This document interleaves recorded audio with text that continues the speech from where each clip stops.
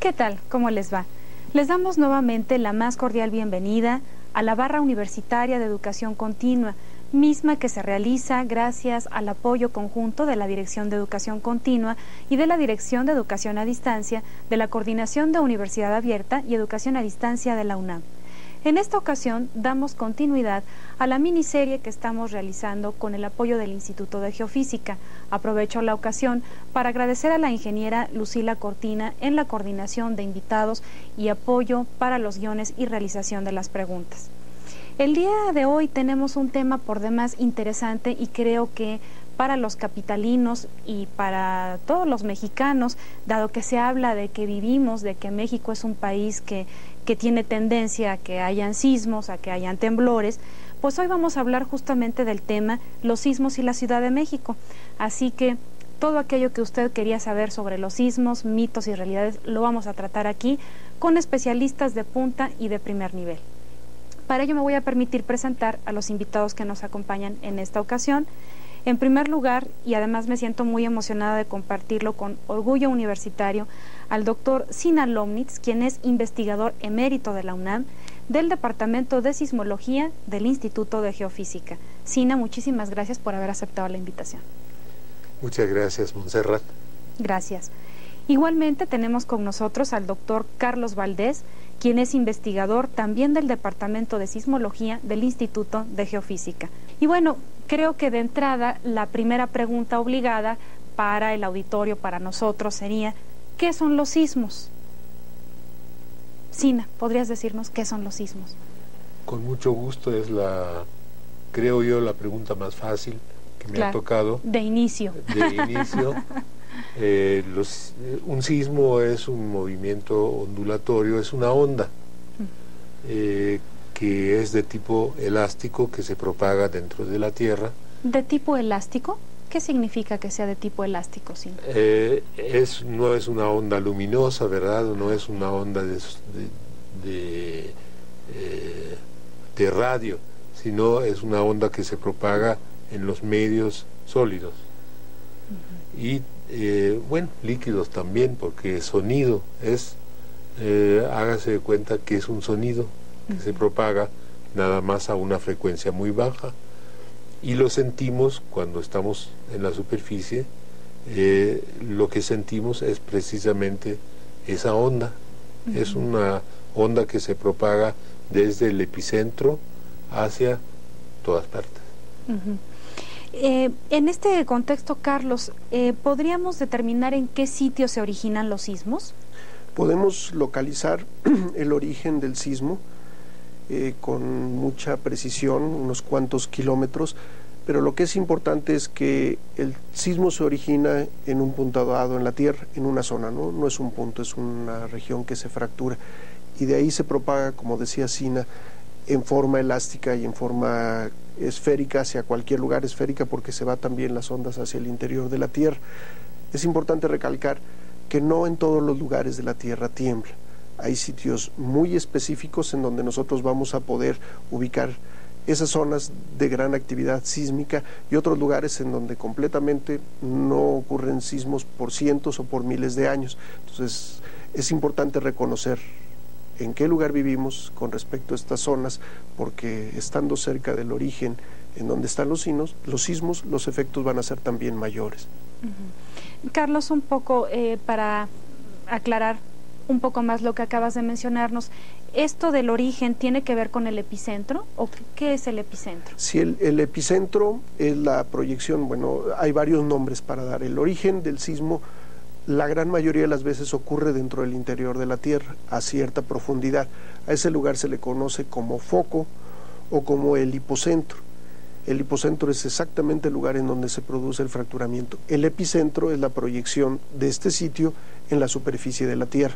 Nosotros vemos un mapa y vamos a ver una serie de puntitos, pero si pudiéramos ver un corte a lo largo de algún continente o a lo largo de un país, podríamos ver que los sismos se ubican a cierta profundidad y esa profundidad también tiene información importante de por qué ocurren en ese lugar, cómo se originan, es algunas de las cosas que hablaremos un poco más adelante. Muy bien, muchas gracias, Carlos.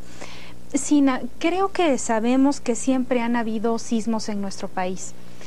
A mí me gustaría que nos platicaras a través del tiempo cómo es que se han ido registrando los sismos, en qué se apoyan ustedes como investigadores, cómo se hacía antes, como que nos platicaras un poco de la historia de cómo se han registrado y medido los sismos en nuestro país. Bueno, Monse, realmente es una historia fascinante. Me imagino. El registro del sismo como un sismograma, vamos, eso es una cosa muy reciente. Aquí, por ejemplo, tenemos un sismógrafo y ¿podrías el platicarnos aparato. un poco más cómo funciona? O por fin veo uno en vivo y en directo, y así esperemos que lo pueda observar también nuestro público. Bueno, tiene una pluma, ¿verdad?, donde está grabando sobre este rodillo y va haciendo una línea blanca sobre un fondo negro. Esto todo nada más es la parte electrónica, los amplificadores, pero realmente la señal proviene de un sensor que es un equipo, por cierto tenemos uno aquí. ¿También? Este es un sensor y de ahí se registra, al moverse este sensor, se registra el movimiento del piso, del suelo. A través del cable llega hasta el registrador, que es este. Pero esto es una cosa relativamente reciente, yo creo que a principios del siglo XX se empezaron a utilizar este tipo de aparatos y sin embargo sabemos que en nuestro país hay registros de temblores, pero son escritos, son descripciones de los temblores. Los más antiguos provienen de antes de la llegada de los españoles. Desde antes de la llegada de los españoles, qué fascinante. ¿Cómo se hacía? ¿En qué consistían estos registros?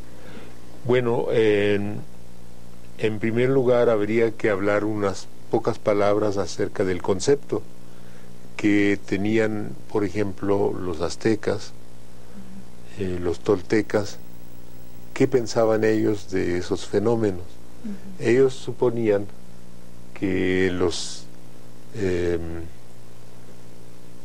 sismos provienen de los astros, específicamente del Sol, de la Luna, de Venus,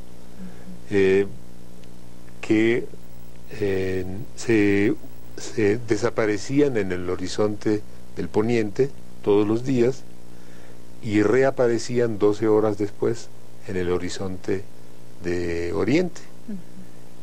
Entonces se imaginaban que caminaban por debajo de la tierra, que era lo lógico, ¿verdad? Claro. Y al caminar, pues de repente tropezaban y ese era el sismo. Entonces, cuando era un sismo nocturno, pensaban que era el Sol que estaba debajo de la tierra, estaba tropezando. Cuando el sismo fue, digamos, ocurría durante el día, pues, alguna estrella, algún planeta.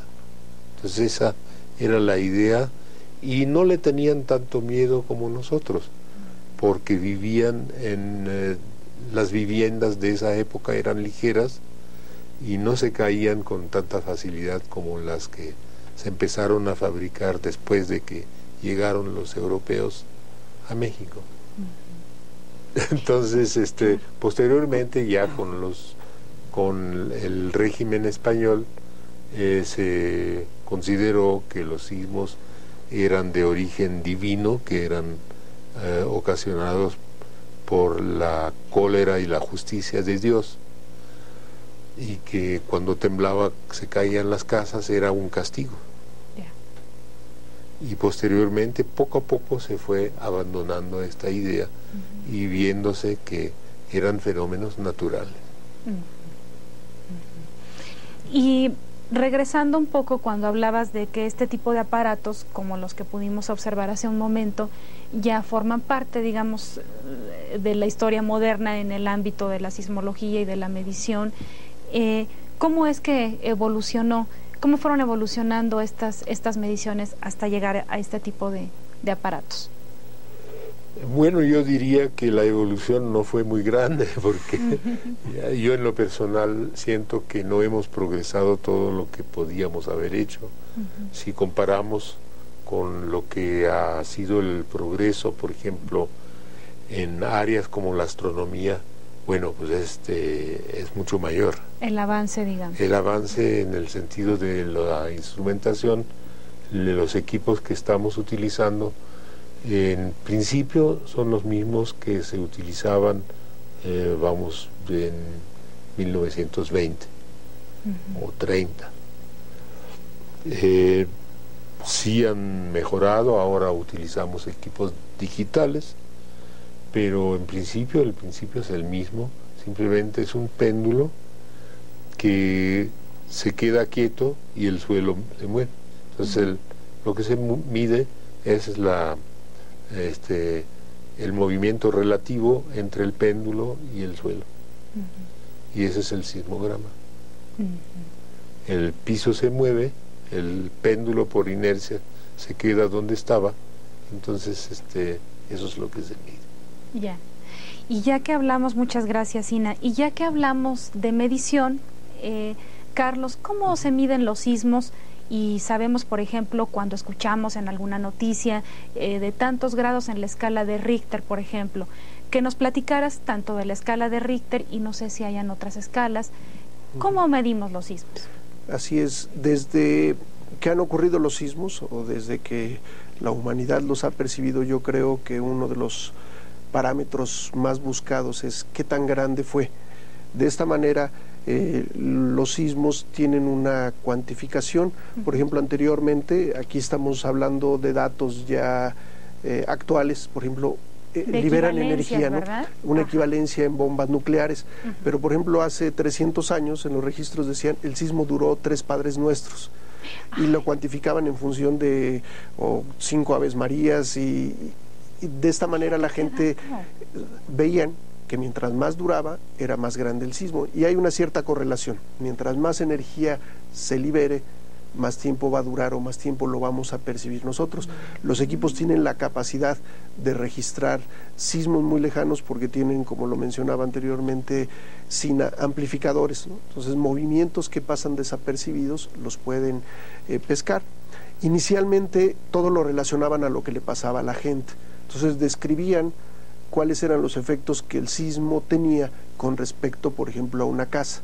Si la casa crujía, si los muebles se movían, si las campanas de la iglesia oscilaban, entonces le daban un valor. Ahí se origina, o es una de las formas en que se originan, las escalas de intensidad. Hay muchos nombres, la escala de Mercalli, de Cancani, una gran cantidad de escalas que además se adecuaban a las viviendas de diferentes países. La forma en que se construye, por ejemplo, todavía en Italia o que se construye en México difieren en algunos aspectos.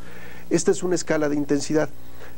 Hay muchos problemas en el manejo de la escala de magnitud y de intensidad porque las palabras son parecidas, decimos intensidad y magnitud y ambas se parecen, pero podemos diferenciar. Por ejemplo, intensidad, lo que decíamos, describimos qué efectos tiene el sismo en nuestro lugar.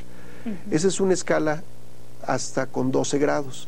Y vale la pena mencionar, los grados se miden en números romanos. Como bien lo sabemos, en este mapa, por ejemplo, estamos describiendo las intensidades registradas durante el sismo de 1985.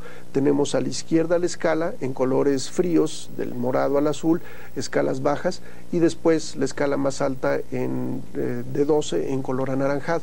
Lo que podemos ver es que diferentes estados registraron valores diferentes. Quiere decir que para un mismo sismo la intensidad puede ser diferente y va a depender del terreno, va a depender un poco de la estructura, o hasta si estoy en un edificio, si estoy en la planta baja, el movimiento lo voy a percibir de una forma diferente que si ese edificio tiene 12 pisos y estoy en la parte de arriba. El movimiento va a ser amplificado por la propia estructura. Entonces yo puedo decir, aquí el sismo fue sentido con una intensidad de grado 5. Y la persona que está en la parte del primer piso va a decir, yo lo sentí con una intensidad de grado 3, y los dos son correctos. Entonces, para un mismo sismo las intensidades varían, dependen de un sitio en que se esté registrando y del lugar. Ahora, la escala más importante, la escala de Richter, la escala que nos da una magnitud importante, es una escala escrita en números arábigos y en la cual tenemos puntos decimales. Entonces hablamos aquí, la otra gráfica en donde mostrábamos el sismo de 1985, su magnitud fue de 8.1 y esa es dada. Esa es la energía liberada en el sitio. De esta manera se cuantifica, y para hacer ese tipo de medición se requiere ya de instrumentación.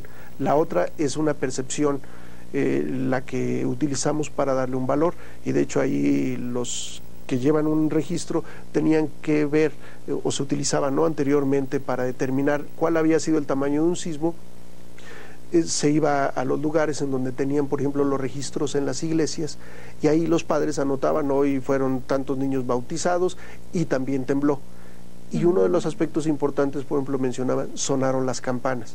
Para hacer que suenen las campanas, el movimiento que tiene la torre ya es un movimiento severo. Entonces, si nosotros vamos ubicando, en esta población sonaron las campanas, pero en esta no sonaron las campanas, acá volvieron a sonar, comenzamos a ubicar por dónde debió de haber estado el sismo. Entonces, antes de que hubiera registros, a través de este tipo de información podían utilizarse esos datos para ubicar y también para tratar de asignar un valor o ya una magnitud. Decía, si sonaron las campanas, eso equivaldría a una magnitud de 5 o magnitud de 6. Entonces, la magnitud es cuantificable, requerimos de equipos para hacerlo, es un solo valor y podemos obtener números decimales. El sismo más grande ocurrido en México, por ejemplo, irónicamente, no es el de 1985 en magnitud, ocurre uno en el año de 1932 con magnitud de 8.2. Ese 8.2, el punto 1.2 no es nada más un poquito más grande, son escalas logarítmicas en las cuales un punto decimal influye o puede ser hasta 3 veces mayor el sismo. Uno de los sismos más grandes ya registrados con equipos sería el que ocurre en Chile en el año de 1960, el cual le dan un valor de 9.5 en esta escala de magnitud. Refiero a Sina porque Sina tiene mucho conocimiento sobre Chile, ¿no? Lo que son los sismos en Chile. Pues estuve ahí durante el sismo. De Chile. Me tocó estar ahí en Chile. ¿Y qué sucedió en este sismo que ya que mencionas que de 8.2 también fue de Chile? No, el de Chile es de equivalente a 9.5. A 9, como 9. Para irnos acercando un poco más, que más adelante, que retomar el punto, Carlos, para hablar de cuál es el costo de los sismos. ¿Qué pasó en Chile, como un poco para referencia también en su momento, si tenemos público de otros países? ¿Qué pasó por allá y cuál fue el impacto, digamos, en América Latina? Bueno, el sismo del año 60 se supone que fue el sismo más grande de la historia mundial, pero no fue mayor que el desde el punto de vista de daños y de víctimas, fue mayor el que tuvimos aquí el 85. En el 85. Sí, hubo más víctimas, pero desde el punto de vista del fenómeno terrestre, pues fue mucho mayor el de Chile. Y ya que estamos tocando el tema del impacto y de la magnitud, ¿cuál sería el costo, Carlos, de los sismos en términos económicos, sociales? ¿Y qué pasa con las víctimas y los daños? Es importante, por ejemplo, mencionar, podemos estimar un costo para el sismo de 1985, porque tenemos viviendas que se colapsaron, a las cuales les podemos asignar un monto. Aquí estamos comparando, por ejemplo, cuál es el costo de los sismos comparado con otros desastres importantes en México. Podemos ver, aquí lo estamos hablando por años, ¿no? Y en el caso de desastres meteorológicos, la entrada de un huracán tiene afectaciones, por ejemplo, mucho más importantes. Claro. En cuestión económica. Si viéramos el número de víctimas, el parámetro se vuelve muy diferente, ¿no? Porque las inundaciones o grandes sequías tienen un efecto económico muy alto, pero por ejemplo el número de víctimas es bajo. Entonces hay algunos valores que podemos cuantificar. Aquí tenemos el ejemplo del sismo, dos sismos que ocurren en el año de 1999, el de Tehuacán y el de Oaxaca, ambos parecidos, y podemos ver que el costo es muy similar, ¿no? Utilizamos la moneda americana como un estándar, 150 millones de dólares, pero si lo vemos por rubros, por ejemplo, el sismo de Tehuacán tiene un mayor número de afectación en lo que corresponde a viviendas y sobre todo a monumentos históricos. Pasa muy cerca de Puebla, en donde hay una gran cantidad de monumentos históricos y los afecta. Y en cambio el sismo de Oaxaca es un sismo que afecta principalmente a las vías terrestres. Entonces hay muchos daños carreteros y el rubro ahí se vuelve muy alto. Entonces tampoco impactan de la misma manera. Lo que vale la pena mencionar es que el sismo de 1985, si lo hubiéramos pasado al mismo sitio en el año de 1910, el costo hubiera sido muy diferente. ¿Por qué?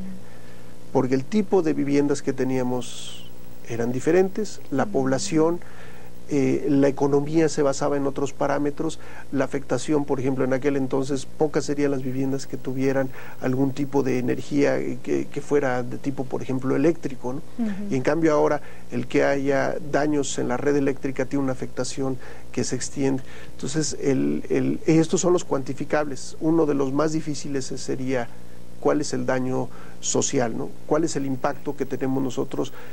¿Cómo impactamos a una persona que pierde su vivienda? Claro. Y esa persona tiene que seguir produciendo, ¿no? Tiene que ser una persona responsable de una casa, de mantener un hogar. Y eso no es fácil ponerle un costo, ¿no? Claro. Entonces, sí producen daños, sí hay una cuantificación y hay otros parámetros difíciles de evaluar. Y aunque de alguna manera ya lo has venido mencionando, Carlos, ¿de qué dependería el número de víctimas y de los daños que en un momento dado provoca un sismo de su magnitud? Curiosamente, eso es lo que pensaríamos nosotros que sería el parámetro que define el tamaño y económicamente el número del evento. Aquí estamos viendo una gráfica para dos sismos muy parecidos, en años casi subsecuentes, en donde vemos que un sismo en México de magnitud 6.1 tiene daños como caída de un poste y roturas de tubería. Yeah. En cambio, un sismo similar con 6.2, apenas un punto decimal mayor, en Colombia, en la población de Armenia, tiene 1.230 víctimas, tiene 5.300 heridos y un costo de 1.800 millones de dólares. Entonces influye en este caso el sitio en donde ocurre el sismo. Un sismo muy grande en medio del océano tendrá un efecto nulo. En cambio, un sitio pequeño, un sismo pequeño cerca de una población, un efecto grande. Claro. Y bueno, esto es importante y me parece que se relaciona con lo que nos comentabas al principio, de que no tiembla de la misma manera, o más bien los sismos no se sienten de la misma manera y el impacto no es el mismo dependiendo de ciertas características y de la zona geográfica, ¿no?, en donde se da. Y creo que seguiremos hablando también de esto más adelante. Muchas gracias, Carlos. Sina, ¿cuál es el origen de los sismos que sentimos propiamente en la Ciudad de México? Hablando ya de lleno de nuestra ciudad. Bueno, Montserrat, el problema que tenemos en México es que tenemos bastante cerca lo que llamamos una frontera de placa. Una frontera de placa. Las placas son zonas de la corteza terrestre. Vamos a decir, la superficie de la Tierra es como un mosaico. Entonces, tiene diferentes zonas o placas que se mueven independientemente una de otra. En el caso de México, la mayoría, el 90% de los sismos ocurre en la frontera entre la placa de Cocos, que es oceánica, y la placa de Norteamérica, que es la que donde estamos ahorita. El 90% de los sismos. Y entonces, lo que sucede es que donde están los puntos rojos son los epicentros de los sismos y al mismo tiempo nos marca la frontera entre estas dos placas. Tenemos que imaginarnos la placa de Cocos es la parte oceánica que está fuera de la costa del Pacífico, y la placa de Norteamérica es la parte terrestre. Ahí están ocurriendo, vamos a decir, el 90% de los sismos que registramos en México. Sí, creo que esta gráfica es muy clara, sí, ¿verdad?, de lo que sucede. Al problema que tenemos en la Ciudad de México es que un gran porcentaje de estos sismos nos afectan aquí en la ciudad, porque la ciudad ocupa, casi podríamos decir, el centro de una circunferencia que describe, hay muchos sismos desde, digamos, Colima hasta Oaxaca, estamos como en el centro de esto, y cualquier sismo que ocurre en esa banda nos afecta. Entonces ese es el origen del problema para la Ciudad de México. ¿Y por qué es, Sina, que los temblores se llegan a sentir más fuerte en algunas zonas, incluso de la propia Ciudad de México? Me regresaría un poco al ejemplo del 85, la colonia Roma, ¿no?, una de las colonias importantes, céntricas, aquí en la Ciudad de México, que bueno, sin duda fue de las más dañadas y que era notable la diferencia con otras zonas de la Ciudad de México. Sí, efectivamente, el problema que tenemos no es exclusivo de la Ciudad de México. En todas partes hay variaciones. En Puebla, por ejemplo, hay zonas donde tiembla más fuerte. En el caso de la Ciudad de México, tenemos 3 zonas reconocidas, la zona 1, 2 y 3, y tiembla mucho más fuerte en la zona 3, que es la zona del lago. Es la parte más baja del Valle de México. Ahí antes esto todo estaba cubierto por agua. Cuando llegaron los españoles empezaron a drenar, ya no les interesaba, y aquí se ve bastante bien en la parte que está en rojo, es la parte donde tiembla más fuerte, que es precisamente la parte donde antes estaba la laguna. Y en las lomas, que son las partes altas, sí, que aquí están pintadas de amarillo, pues tiembla, el movimiento es más o menos 5 veces menos que lo que se siente en el centro. Y entonces, pues efectivamente, entonces claro, el daño refleja eso. Hay una diferencia muy grande. En el caso del sismo del 85, yo no recuerdo ningún edificio que se haya caído fuera de la zona 3. Todos estaban ahí en la zona 3. Y lo mismo sucede en todos los sismos que nos afectan. Claro. Es la misma distribución. Es muy importante saber en qué zona se encuentra uno para claro, saber cómo le va a afectar.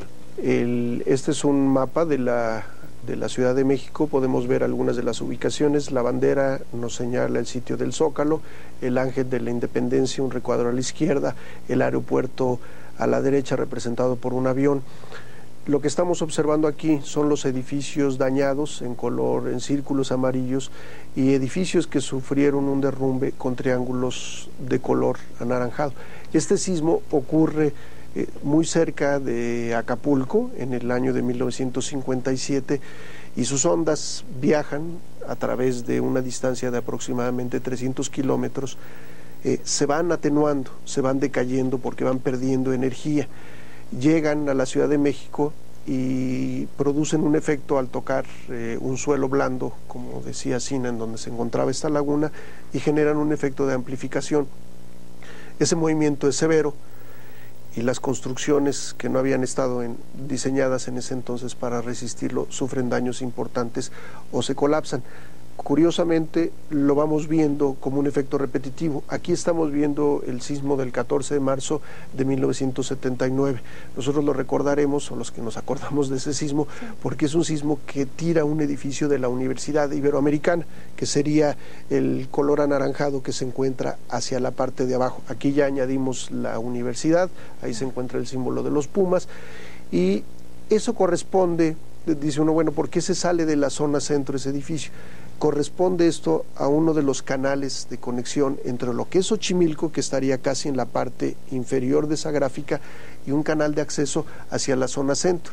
Entonces es otra vez un terreno blando en donde produce una amplificación y generamos una destrucción mayor. Si lo vamos viendo para diferentes sismos, se repite el patrón, ¿no? Lo que preguntabas, Montserrat, en la colonia Roma, en la zona centro, aquí lo estamos viendo para el sismo de 1985 y volvemos a representar el mismo efecto. Estos son edificios que sufren daños severos, derrumbes para el sismo del 85, y otra vez el origen de este sismo, por ejemplo, ya no es la costa de Guerrero. Los dos anteriores, el de 1979, el origen, su epicentro es casi frente a lo que sería Ixtapas y Guatanejo y la siderúrgica Lázaro Cárdenas, enfrente a la unión entre los dos estados de Guerrero y de Michoacán. El sismo de 1985 ocurre frente a las costas del estado de Michoacán. Lo que decía Sina, ¿no? Corresponden a toda una zona que va desde Colima hasta Oaxaca, y Chiapas ya se sale un poco más atrás. Aquí estamos viendo en una gráfica edificios con daños graves, otra vez para los de 1985, y un ejemplo de ellos sería la gráfica de este edificio, que era una de las antiguas secretarías y que se encontraba sobre la avenida Cuauhtémoc, muy cerca del centro médico. Entonces, nos ayudan estos mapas a entender en qué sitios se encuentra un terreno más susceptible a generar una amplificación mayor y que generalmente va a afectar a los edificios. Vale ahí la pena mencionar que a medida que van sucediendo estos sismos, también los códigos de construcción comienzan a sufrir cambios. Claro. En el año de 1957 ya habían comenzado a construirse edificios de varios niveles y comienza a haber partes en las cuales hay daños. Aquí identificamos de nuevo para que la gente pueda ubicar en dónde se encuentra. Con esta línea amarilla estamos describiendo lo que es el circuito interior. Entonces es la parte baja en donde estos daños son importantes. Hacia afuera, lo que sería hacia el poniente de la ciudad, si nosotros tomamos el periférico y tomamos, por ejemplo, la Avenida Constituyentes, comenzamos a subir, estamos entrando en lo que se conoce como la zona de lomas, que representa ya un terreno duro, un terreno resistente que no va a transmitir la vibración o el movimiento. Una analogía que podríamos utilizar para que la gente se familiarice con el tipo de movimiento: si nosotros en esta mesa utilizamos la mesa y tenemos, por ejemplo, 2 vasos de agua, si le damos un golpe a la mesa, es un solo movimiento el de la mano, se transmite la vibración y lo que vemos es que el agua en el vaso oscila varias veces. Si pusiéramos nosotros una gelatina, el efecto sería similar. No tiene la capacidad de hacer un solo movimiento, sino que queda oscilando. Ese es el efecto del terreno duro. Por ejemplo, la esfera que está allá, necesitaríamos un golpe muy severo, ahí podemos ver que se mueve un poquito para que se caiga. Pero ese es un efecto que existe, ¿no? No lo podemos cambiar, no lo podemos quitar directamente. Lo que tendríamos que hacer es modificar las estructuras que se encuentran encima de estos terrenos, y también, muy importante, reconocer en dónde estamos, ¿no? Eso ya es una labor que nosotros debemos adecuarnos y decimos, si vivo yo en un sitio cuyo movimiento es fuerte, pues hay que tener otro tipo de parámetros para saber qué hacer. A diferencia, por ejemplo, en donde estamos, la ciudad universitaria se encuentra en lo que se conoce el Pedregal, un terreno con un origen volcánico, un terreno muy duro, y aquí la diferencia en la forma en que se mueve el suelo, comparado con unos 25 o 30 kilómetros que sería el centro, podían ser 30 o 40 veces más el movimiento que se siente allá que el que se siente en esta zona. Claro. Sina, y ya que hablamos de los sismos que más han afectado a la Ciudad de México, y como pudimos observar también a través de las gráficas, impacto, origen, etcétera, ¿qué tipo de daños se producen en algunos edificios justamente de la Ciudad de México, Sina? ¿Qué más podríamos decir al respecto? Lo que observamos normalmente en un sismo grande, o sismo del 85, o sismos de magnitud mayor que 7, vamos a decir. Sí. ¿Qué vemos? Los edificios que son de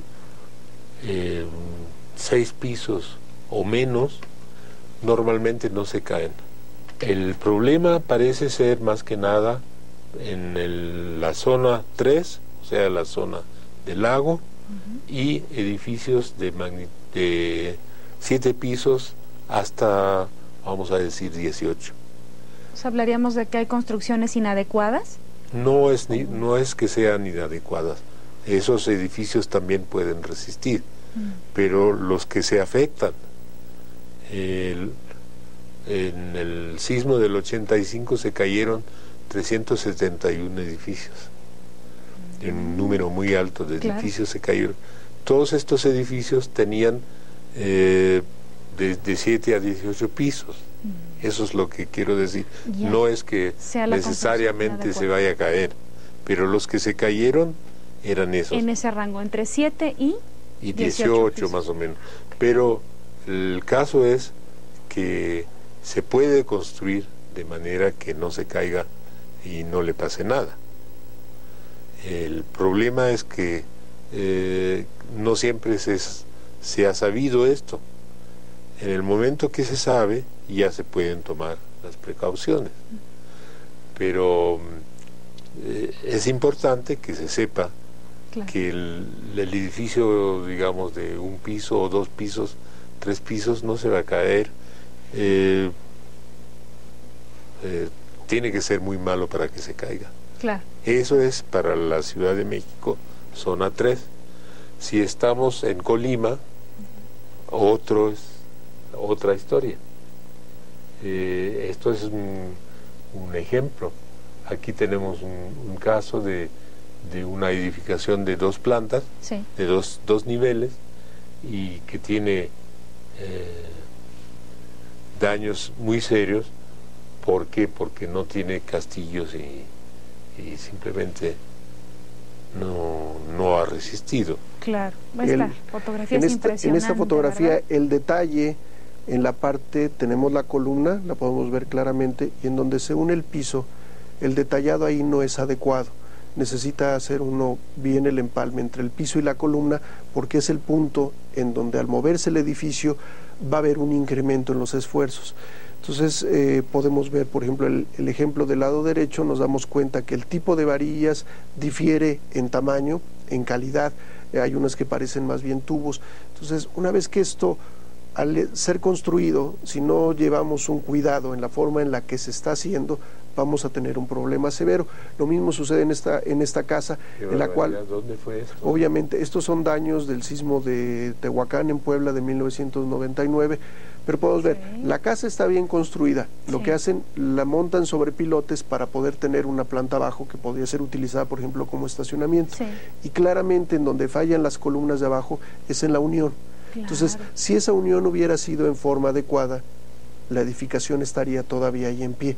Entonces, a veces la gente dice, no, pues hay que ponerle menos acero, ¿no?, a la columna, o la calidad del concreto, la calidad de los agregados es mala porque nos estamos ahorrando en realidad unos cuantos pesos.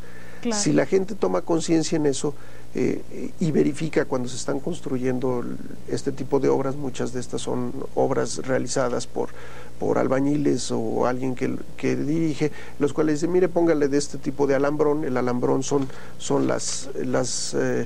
lo que detiene las varillas para hacer una columna. Entonces, este tipo de detalles es importante, el conocerlos, el identificarlos, el mejorar la calidad de la construcción. En ese caso, la vivienda, a pesar de que la casa no le pasó nada, pues está totalmente dañada, ¿no? Y nos podemos dar cuenta, además, si ellos quieren vender esa casa, pues ya nadie se las va a comprar. Qué importante me parece que es tomar conciencia de esto y en su momento estar con mucha comunicación y mucha información sobre las características de nuestras construcciones, preguntar, y yo creo que será importante acérquese a la UNAM.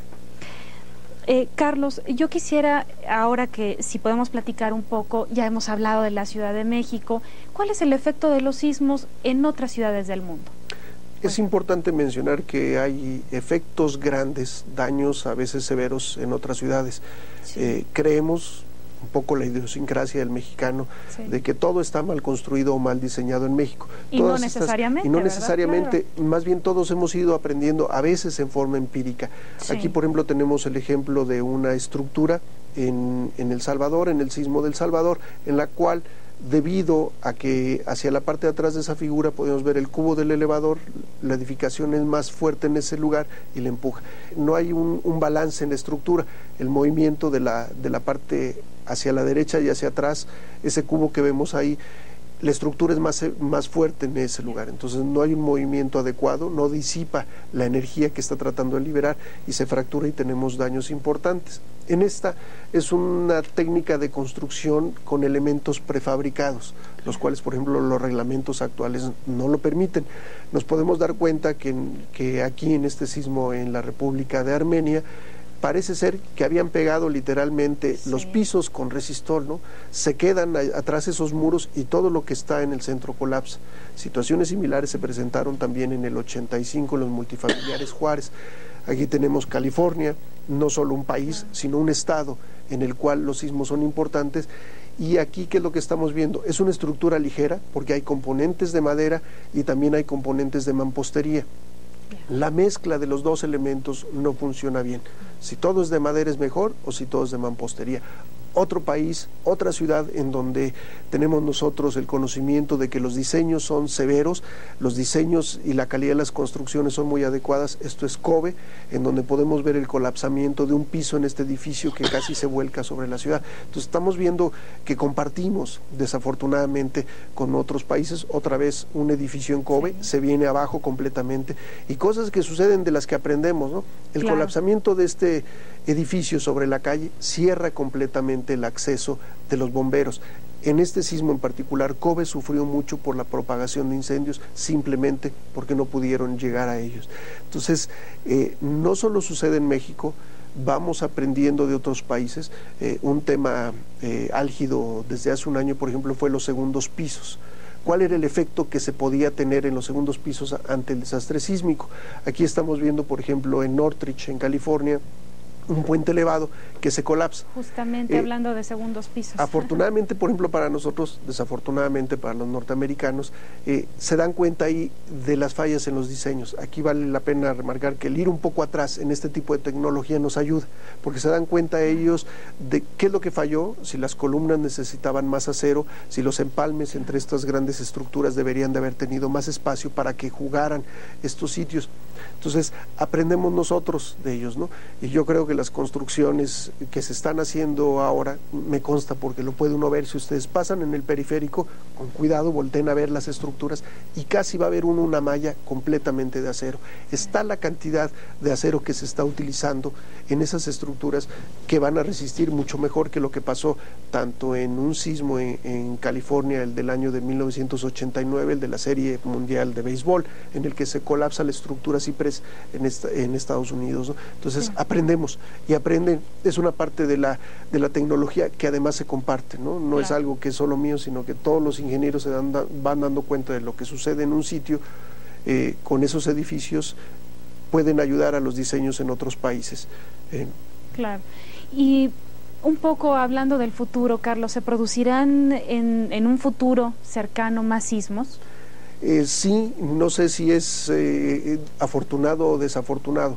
Es una realidad y a lo mejor estar preparado. Es una realidad, así es. Sí. Nuestro país, de alguna manera, la riqueza del país se debe a la interacción que mencionaba Sina de estas grandes placas.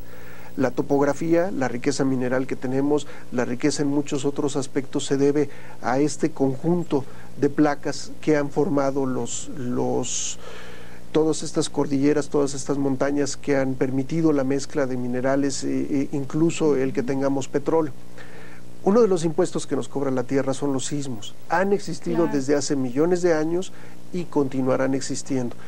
La tasa a la que ocurren los sismos no está cambiando. Lo que sí está cambiando es nuestra información sobre ellos. Ocurre un sismo, sabemos que ocurrió un sismo ayer en China y lo sabemos por todos lados, porque los medios de comunicación nos permiten esta información. En el caso de México, como veíamos en esta gráfica anterior, si la podemos repetir, tenemos una serie de elipses en la parte exactamente en donde mencionaba Sina que interactúan la placa de Cocos con la placa norteamericana. Estas elipses nos representan las áreas de ruptura de los sismos. Mencionábamos que no es un punto, es una superficie que se fractura por debajo de la tierra, y lo podemos ver ahí con un poco de cuidado. Podemos observar en anaranjado el sismo de 1985. Esa zona donde está marcando la flechita corresponde a toda la zona que se fracturó en el 85. Hablamos del sismo de 1932 hasta el extremo izquierdo y arriba en color amarillo. Ese es el sismo más grande de magnitud 8.2.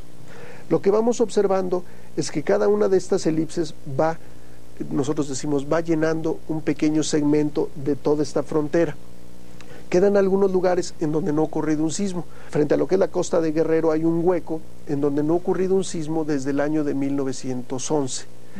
Los sismos característicos en ese lugar, si movemos la flechita, ahí está. Esa es la zona de la brecha sísmica de Guerrero. En ese lugar desde 1911 no ha ocurrido un sismo mayor de magnitud 7. ¿Qué había pasado antes ahí? De 1899 a 1911 habían ocurrido 4 sismos cuyas magnitudes variaban entre 7.5 y 7.7. Es una zona en donde estas placas han continuado acumulando esfuerzos. Está llegando al límite de resistencia de la roca. Cuando la roca no resiste más, se va a producir un sismo, y de esa manera entonces se va a liberar se va a producir un sismo y se va a liberar energía en este lugar. Claro. Muchas gracias, Carlos. Y ya que hablamos de las consecuencias y del futuro y de estar preparados, a mí me gustaría preguntarte, Sina, ¿cómo funciona el sistema de alerta sísmica? El sistema de alerta sísmica realmente es podríamos decir, un sistema único. No hay otro en el mundo que funcione de esta manera. ¿No hay otro en el mundo? No, por las razones de nuestro país, que existe una distancia apreciable entre el epicentro en la costa del Pacífico y la Ciudad de México, que sería normalmente de 300 a 400 kilómetros. El epicentro está lejos, entonces lo que tarda la propagación de la onda es lo que podemos aprovechar para la alerta. En este caso, con un epicentro en la costa de Guerrero, como se muestra aquí, se tarda la propagación de la onda algo así como 50 segundos. Con 50 segundos ya es posible adoptar algún tipo de precaución, y la alerta manda señales por radio que llegan en forma casi instantánea, y de esa manera se puede aprovechar esa diferencia de tiempo. Esto pues a veces funciona y a veces no funciona, pero estamos, como ya dijo Carlos, acumulando experiencia. Claro. Lo importante es recordar que no sabemos todo. Claro. Hay muchas cosas que todavía nos falta por aprender, sobre todo en sismos, porque los sismos son fenómenos que no entendemos 100%. Y estamos no solo en México, sino en el mundo, tratando de entender un poco más sobre esto. La alerta sísmica es un ejemplo, estamos tratando de mejorarla. Y eso es un proceso que tarda. Claro. No es una cosa que llegue de la noche a la mañana. Así es. Muchas gracias, Sina. Carlos, ¿y podríamos reducir, digamos, el riesgo de sismos en la Ciudad de México? ¿Hay alguna posibilidad? Sí, depende de varios factores. Primero, debemos de aceptar que tiembla, ¿no? Claro. Es algo natural. No hay forma de detener los sismos, no hay forma de predecirlos, ¿no? Van a ocurrir. Existe. El que nos dice que el día de mañana va a ocurrir un sismo, bueno, si dice que va a ocurrir en la costa de Guerrero y va a ser de magnitud 3, todos los días hay sismos ahí, es un proceso normal. Pero no hay forma, ni en Japón ni en Estados Unidos, de que se determine con exactitud cuándo va a ocurrir un sismo. Entonces debemos de reconocer que vivimos en un país con una sismicidad importante. Segundo, los edificios pueden ser mejorados Tenemos el ejemplo, por ejemplo, de este edificio, en donde originalmente el edificio no tenía estas estructuras metálicas que le sirven como una malla de acero que permite que el edificio tenga otra característica de vibración. De esta manera se puede disipar la energía y mejorar. Algunas de estas técnicas son costosas, algunas de ellas se están aplicando ya en la estructura. También se puede utilizar la tecnología de punta. Esta es la torre mayor, la cual ya está terminada, en la cual se utilizaron amortiguadores sísmicos, se utilizaron 96 amortiguadores sísmicos. Aquí, perdón, para ubicarnos, es la torre que está en la lateral de Reforma y Circuito Interior, ¿verdad? Así es, ¿por ahí? así es. Es el edificio ahora más alto en Latinoamérica, no solo en la Ciudad de México, y es una estructura en la cual podemos ver en el recuadro los técnicos, los ingenieros, lo que vemos nosotros como una figura blanca es un gran amortiguador. Entonces permite disiparle al edificio y amortiguar el movimiento. Entonces son técnicas que podemos utilizar para mejorar, y en otras ya a un nivel no de una construcción tan sofisticada y grande.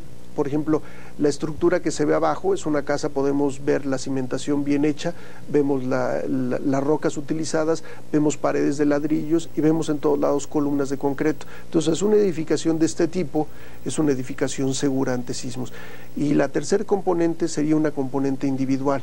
Nosotros debemos de estar preparados en saber qué hacer, ¿no? En el conocimiento de cómo afectan los sismos, qué vamos a hacer si el sismo nos toma en nuestro hogar, si el sismo nos toma en el trabajo, si el sismo nos toma en un centro comercial, en un almacén.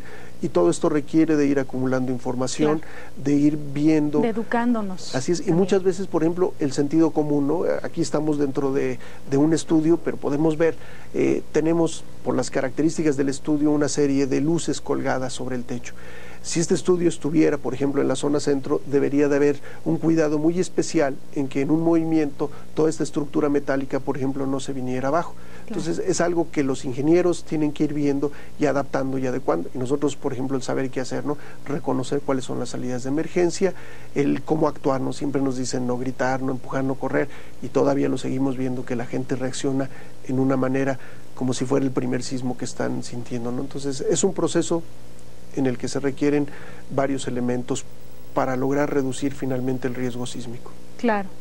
Y retomando el punto de educarnos, de generar como esta cultura de estar preparados ante un sismo, ¿cuáles serían las aportaciones? A mí me gustaría dejar esta pregunta abierta para ambos. ¿Qué ha hecho actualmente la UNAM, el Instituto de Geofísica, en el ámbito de la sismología? ¿Qué aportaciones ha hecho la UNAM? Sí, por favor. Existe una red sísmica nacional que es la que es mantenida por la UNAM, que yo sepa es el único país, México, el que maneja su red nacional a través de una universidad como es la UNAM. La UNAM siempre lo ha hecho y lo ha hecho con mucho gusto, pero es una tarea bastante pesada, es una red. Actualmente creo que tenemos algo así como 30 o 35 estaciones en todo el país, y eso nos permite no solo registrar los sismos, sino también alertar a la población a través de los medios electrónicos, a través del teléfono, para que se conozca la realidad, digamos, minuto a minuto, la realidad sísmica del país. Esa es una contribución muy importante. Claro. Muchas gracias, Sina. Carlos, ¿algo que quieras agregar muy brevemente? Sí, yo creo que la universidad ha jugado un papel fundamental en lo que respecta al país, ya que, bueno, estamos en un lugar en donde la afectación de los sismos es muy importante, pero a través de, como decía Sina, tenemos una red nacional y también se tiene una serie de sismógrafos portátiles. El que tenemos aquí es un sismógrafo, por ejemplo, ya viejo, analógico. Hay sismógrafos portátiles de tecnología de punta que nos permiten en algún momento dado, hay reportes, por ejemplo, que en alguna zona de Chiapas hay un sismo y de inmediato salen investigadores, se instalan y permiten mejorar el conocimiento de lo que está pasando en otros lugares, con la idea finalmente de entender si ese es si ese es un sitio sísmicamente activo, y tomar las precauciones necesarias, informar a las autoridades, el pedir que valdría la pena mejorar los códigos de construcción. Entonces la contribución es tratar de mitigar el daño, ¿no? A través de ir colaborando poco a poco al conocimiento de la sismología, que también se utiliza en otros países siguiendo las reglas y normas que se establecen aquí. Claro. Muchísimas gracias, Carlos. Pues estamos llegando prácticamente al final de nuestro programa del día de hoy.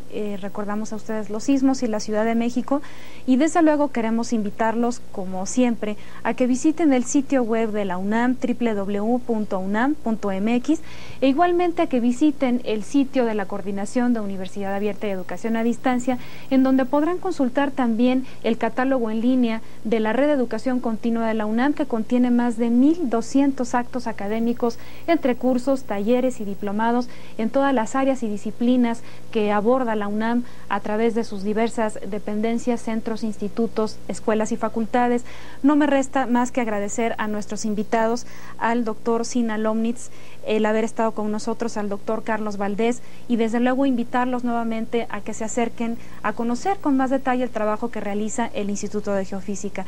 A nombre de mis compañeros que hacen posible la realización de este programa, del equipo de apoyo, producción técnico, les damos las gracias y nos vemos en nuestro siguiente programa de esta miniserie sobre investigación en geofísica, qué es y para qué sirve la geofísica. No deje de acompañarnos, le agradecemos en todo lo que vale que nos haya acompañado, y nos vemos hasta la próxima. Muchísimas gracias. Muchas gracias a los dos.